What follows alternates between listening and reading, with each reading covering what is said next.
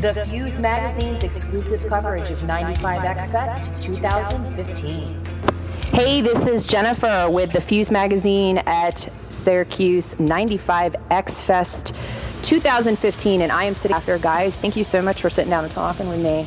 And Jennifer, we love you. Hey, I love you guys. Even though I just met you guys, I love you guys. Throw the L word out quick. Hey. Hey, you should see the girls leave, man.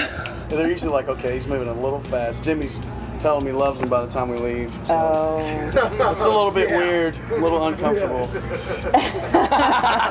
Jimmy loves the ladies, so pay attention to that. Oh, wait, I think somebody's turning to 50 Shades of Red over here. Yeah, done started it. You got to. Jimmy's engaged. Oh, So. congratulations! Well, thank you. And to Jimmy's fiance, no, he's a perfect gentleman. See? Bases covered, brother. That's right. I'm not throwing anybody under the bus here. No, I'm just messing with you. You know, it's great to hear you guys like joking like that, because you guys are stuck on a bus with each other day in and day out. I mean, how long have you guys been on tour?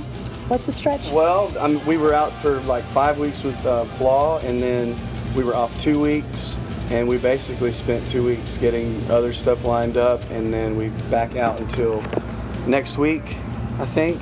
And then we're back home for a couple of weeks and then back out. So we usually go home for about 2 weeks and try to get our heads back together and all that kind of deal and head back out. Well, that's nice. You get to spend time with your families, you know. I mean, we all get along really well, though. Surprisingly, it's crazy how much time we can spend together, and we really don't hate each other at all. It's nice. That is awesome, because you hear the wild stories about, you know, fights on the bus, and, you know, this one's not talking to this one, but you guys have like a really good camaraderie, you know, going on here. I don't know that we've ever been in a fight that mean anything. The only time that things have gotten weird, and we know, is when there's been alcohol involved, which we've kicked that to the curb. But that's the only time that things have gotten weird. And there's usually like that. You have that card there to say I'm sorry. You know, but you can only do it so many times. You can only pull the card so many times. Exactly. So I think I pulled my last card, right? So I can't do it again. Right. I pulled mine, everybody else's, borrowed a few. That's why I'm short on cards. I gave you a couple. So you owe a few to some people. I do owe some, for sure. But I've quit drinking now. He's a good boy. He's a good boy. Y'all are good Southern boys. That's so cool. We are. Let's talk about the music. Let's talk about the record. You guys have been touring, you know, promoting the record. You have this unbelievable song that you guys have covered from the Lost Boys soundtrack. And, you know, I know that that's a big draw for people, especially, you know, considering that that's a well-known song. And you guys absolutely kill it, and you knock it out of the park. I honestly, I love the song in its original form, but you guys just... I mean, I've fallen in love with your version. I like it better than the original, honestly. And tell us a little bit about what went into the thought process about covering that song.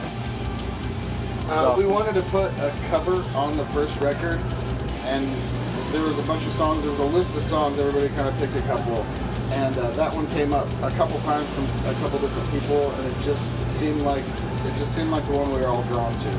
But we actually had to work on the arrangement for a while because we wanted to make it rock, metal, our own thing. Wanted it to sound like us, but it still have the, you know, the essence of that song. And it actually took us a while to land on an arrangement. But once we did, it just kind of fell together, and then we recorded it, and we were going to put it on the album. It was just going to be this little nugget, but then it just caught fire, and it just took off by itself, and there was like no controlling it. It ended up being a single, going to radio, you know, charting top 40, doing all this, and it's a great song. I still love it. I love playing it. I love seeing the crowd interaction when you play it. So it's really cool. I love it. I may have been singing along.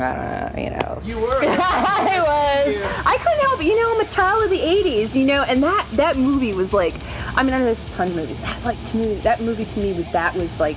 So, I mean, you know, I'm a vampire. I admit It's definitely a staple. You know, exactly, right? So, I mean, so it was so great to see you guys play that live, because to hear it on radio for me, and then recording, it's great, but you guys your live performance is phenomenal. Like, I'm completely blown away. And the last time I was blown away was by Islander, which, you know, these guys are kick-ass, but, you know, I think you guys have become my new favorite, to be honest. But, I mean, Kelly's been talking about you guys, and she's like, they're awesome, and now I know why. You guys just kill it, man. We've got to make a bunch more of you. That's right. You guys gotta come up with like a name for your fan base, I don't know. It's hard to do that because I think you have to almost. To me, it feels weird because it's a little bit. I don't want to use the word egotistical, but it's like this thing. I don't know. It's a weird thing to say, to call your fans something, because we connect. I think if we know somebody likes our band, we're like instantly friends, and it's just that's what it is. But Yeah. It's hard to do that. But if you come up with one, let us know. Hey, the thought process is in there. I mean, because honestly, for you guys, I mean, there's a lot of bands out there that are really just touring their butts off, like Gemini Syndrome. They have their sinners, which I happen to be a sinner, but it's a family, really. I mean, and I like the fact that that they get drawn to not we have POD headlining this show.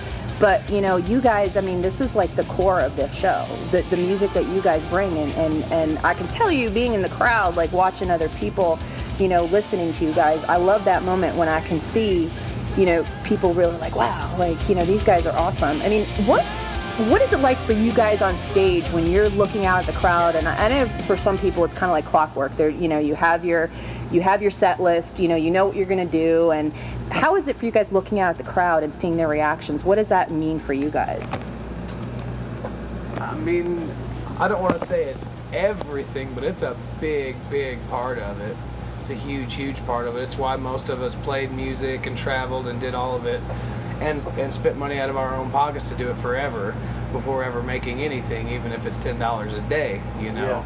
So it means a ton to know that they relate to us the way that we feel, for everybody to feel like they're the same and they all have the same thoughts. And I think it's a huge deal.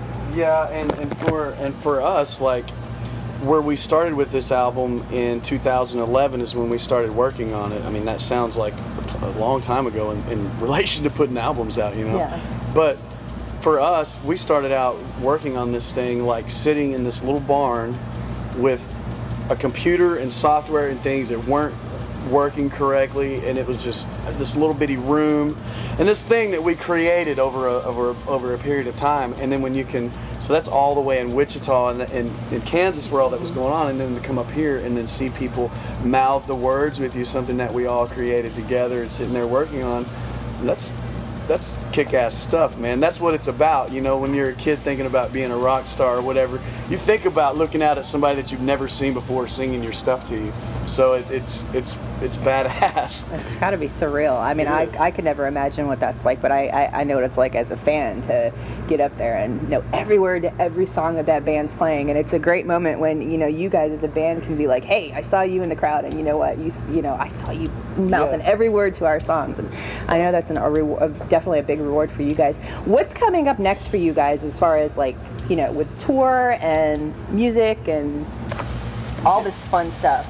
I wasn't trying to hit you. That fly was trying to he was trying to smack me, y'all. No, I'm kidding. The fly was trying to get her. Look, he's over here. Look, ask him a question. He's seen things that nobody else has seen. You got the lifespan of 24 hours. What's it like for you? We have more tours coming up, but there's nothing that's been official, so we can't really say anything. It's one of those deals. Doesn't that suck? Don't you get that from every band? Yes, They man. say, we got all this great stuff coming from. Yeah, POD just gave me that same line. I'm like, you can tell me. It's true though, because you work hard on getting all the schedules and figuring out who's going, who's going to be there, what are the dates, all this stuff. But until something's on paper and everybody signed it, it's not official. Just in 5 minutes, it might not be there, And then you put something out, and then it's like, well, I thought you were going to do that. I thought they were going to do this. No, it changed. Stuff changes quick in this industry. That's why we have off the record stuff.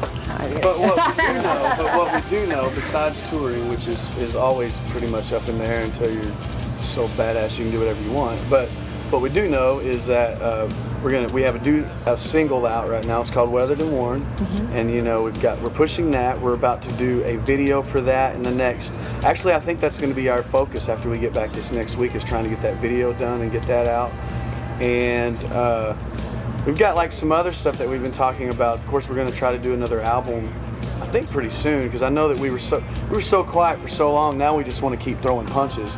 and we've got all the music laid back as far as like basically your rough drafts. They're already tracked and lyrics and all that. Now we just have to go back in and make it happen, and we can do it whenever we want because this guy owns our studio and produces, and these two cats right here will produce it and make it happen, and so it can happen like that. That's great. And we're talking about doing some acoustic stuff, maybe not, you know, throw it out everywhere, but, you know, on our website and everything, taking some of these songs that we've got and just having a good time with them and doing something different. Yeah, we've thought about getting people involved with all of it in that way. Yeah, Hoobastank, just I interviewed them earlier, and they said the same thing with their European tour that they just did.